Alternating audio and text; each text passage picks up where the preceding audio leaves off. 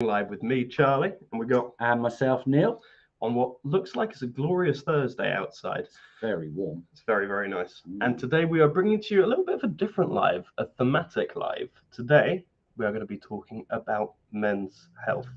If this is the first time that you've joined us, then not to worry, I'll tell you all about it right now. What we tend to do once a week is for 30 minutes or so, we give the island community and beyond an opportunity to talk about some of the bigger concepts in mental health.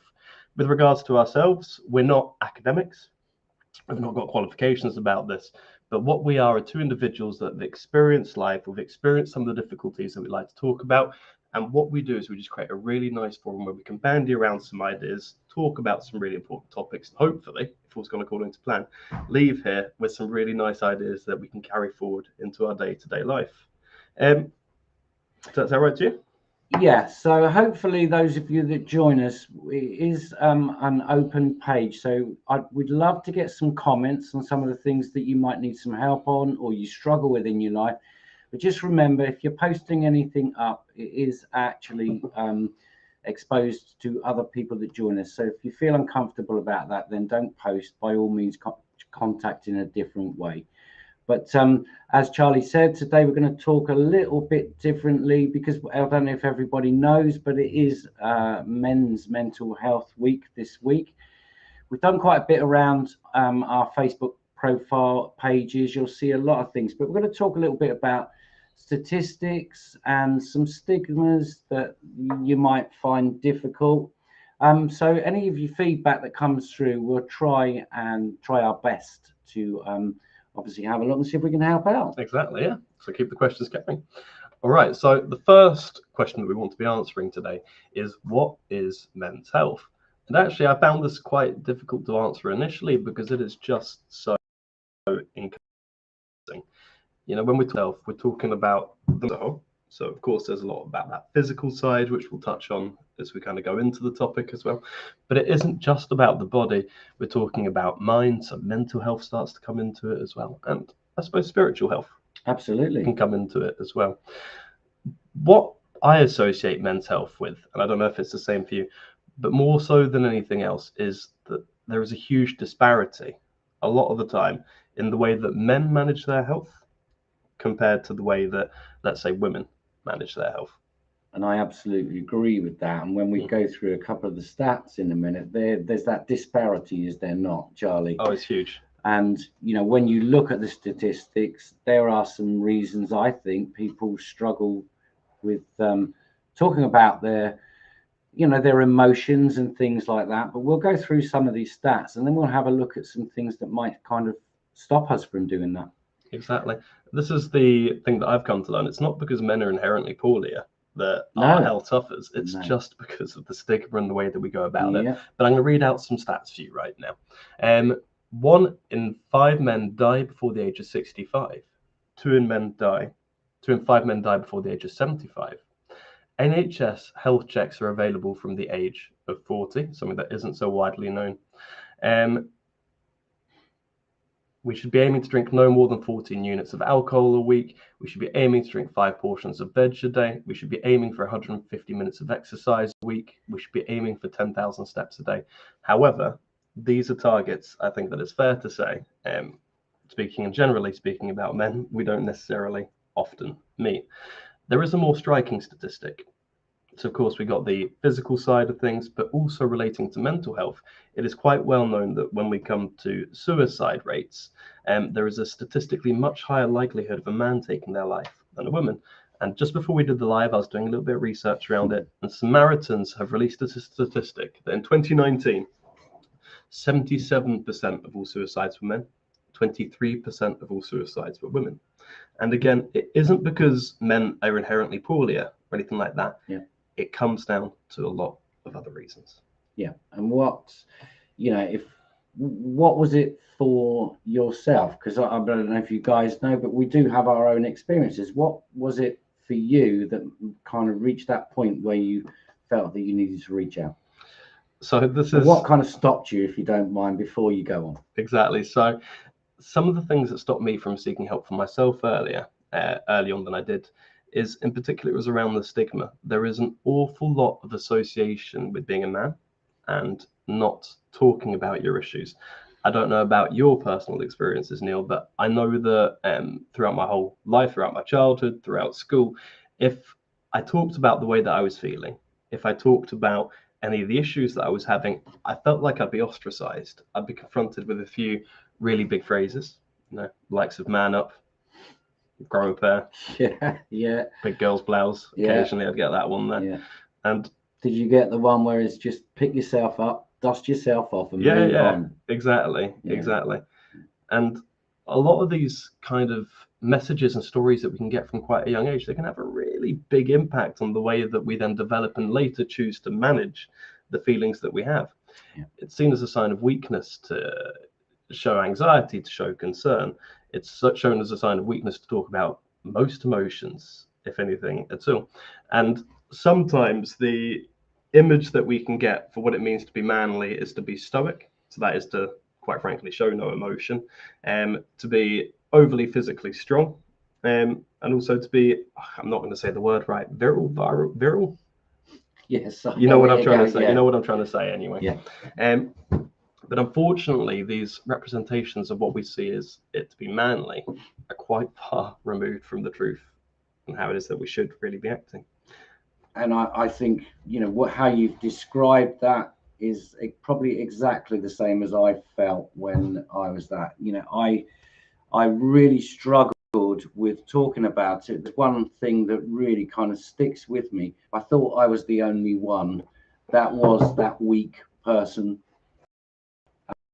After I kind of reached a point of reaching out, I realized a few things. It's not just me as an individual. There's a lot of other support functions that I didn't even think about. But now that I'm kind of aware, and I reached the point where I was able to talk about my struggles and my emotional challenges, if you want to call it that, there's a whole host of support functions that we can kind of click into. I think overall, we've already talked about it. It's the first thing for me is overcoming that first step. That's, you used the word, and I'll agree with it totally. It's the stigma. Yeah, it absolutely is the stigma. And I think it's something that we can observe in so many different facets of society. And it's not just men that experience stigma, it's associated with absolutely any kind of label, isn't it, ultimately? I think there's a lot of stigma associated with women as well. Like one that we were discussing, the counter one to men is that women tend to show their feelings too much. That's just an example. It's not a reality, by the way, but that's a stigma that we have.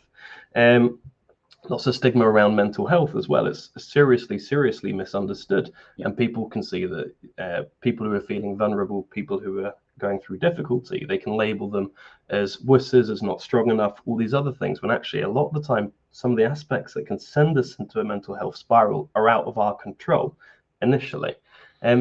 It's absolutely everywhere. But the unfortunate thing is that as a result of this kind of stigma, the consequences to it can be huge.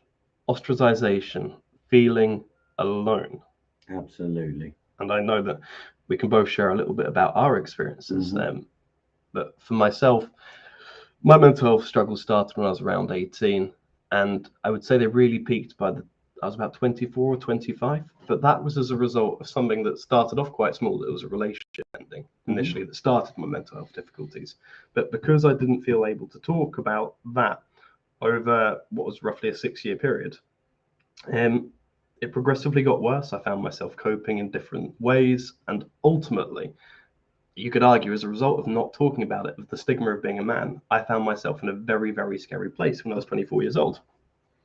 It's exactly the same as me. And, looking back now, I think mine kind of stemmed from the kind of job that I was in. And ultimately it was about stress. But, looking back at it now, I kind of didn't talk about how stressed I was. I was just, as we've just said, thought I have to be manly about this. I have to not show any weakness, piled everything into my work. And as you said, underlyingly, the consequences were that I started to get extremely depressed. I became quite anxious about certain and my kind of self-worth crumbled effectively, and then that had a whole host of consequences. And like you said, I found myself in the real deep dark place. And once it sounds a little bit wussy-ish if you like, but as soon as I started to tell people about how I was feeling, then I found a way out.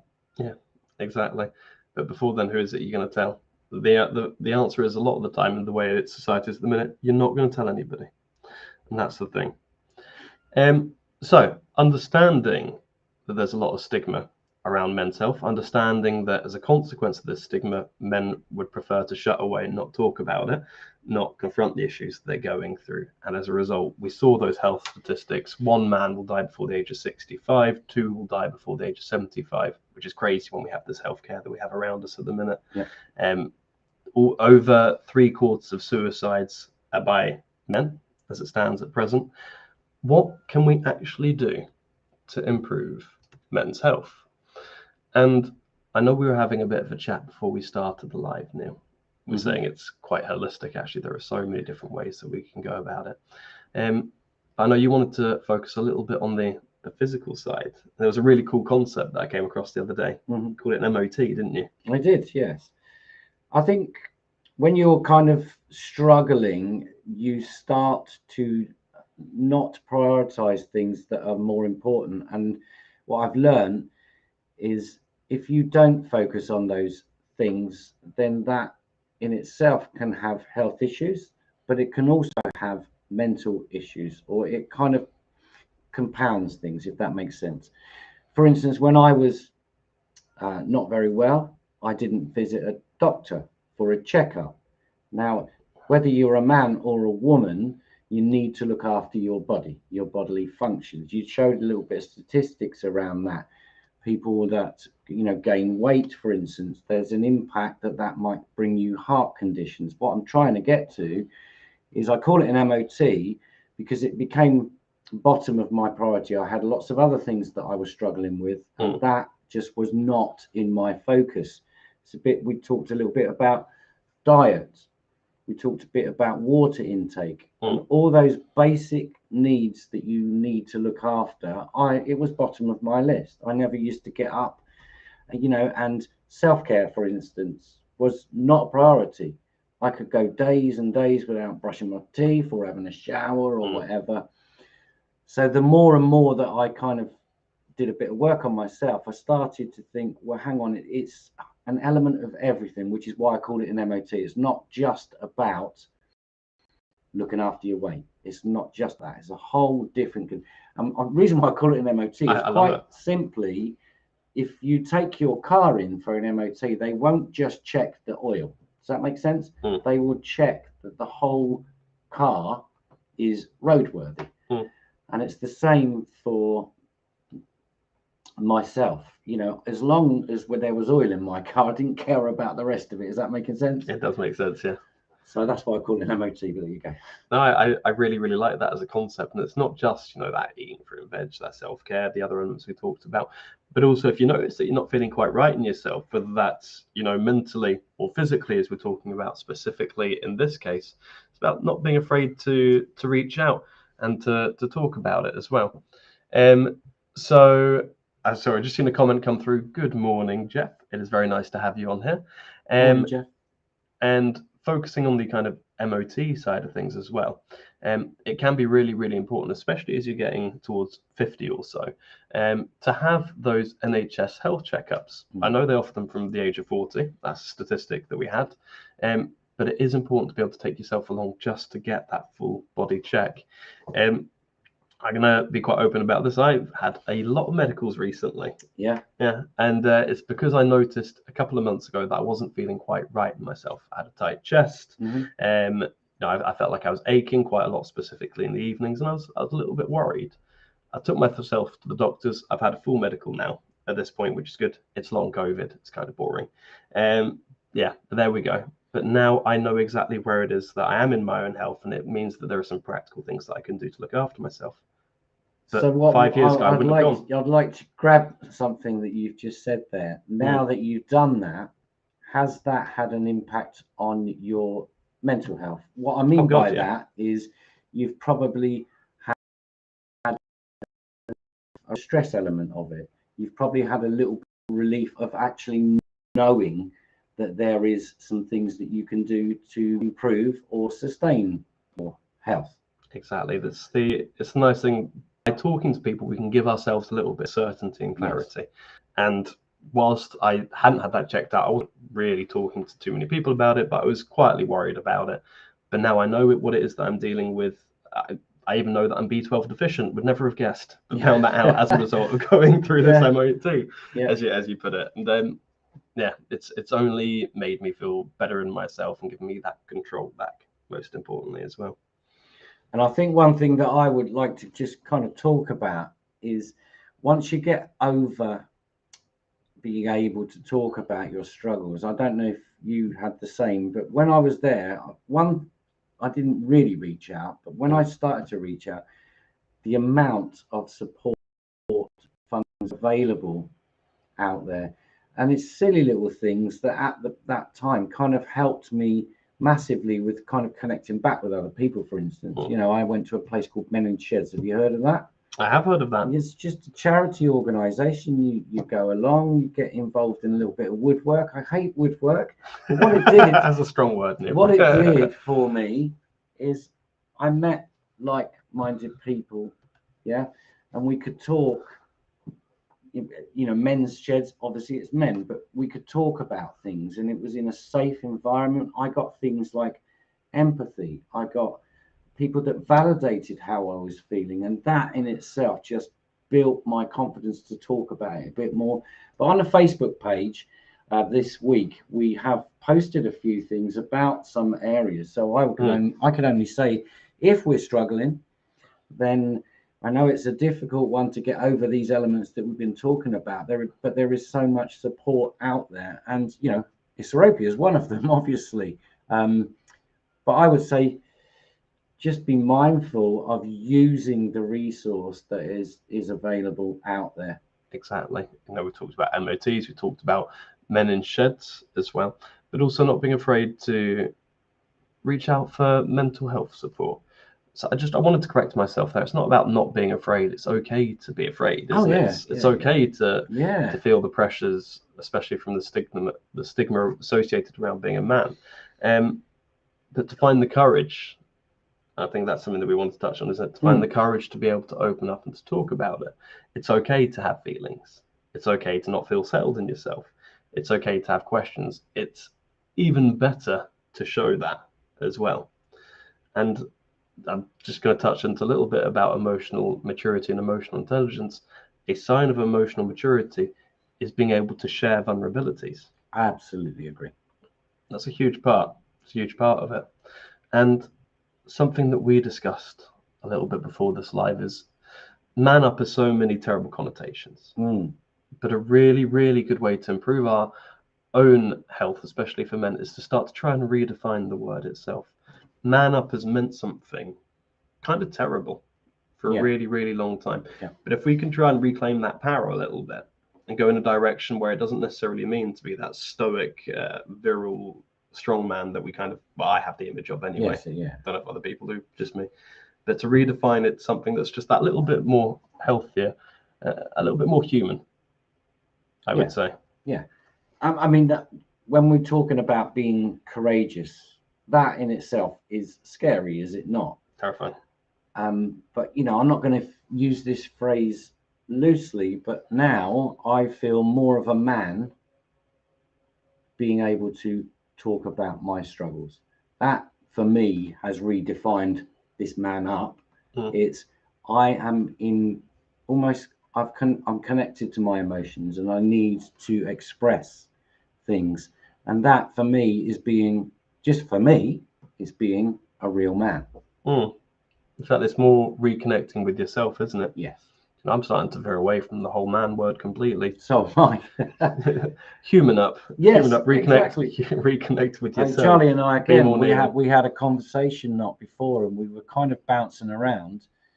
For me, it's not about men or women. That side of it doesn't really need to be there. We all have struggles. We all have this, but it's just being I don't know, strong enough or courageous enough to talk about it. And statistically, you can see that it tends to be that the male persona, like you were saying, all this kind of The stuff, bravado. yeah, stops us from time to time talking about it.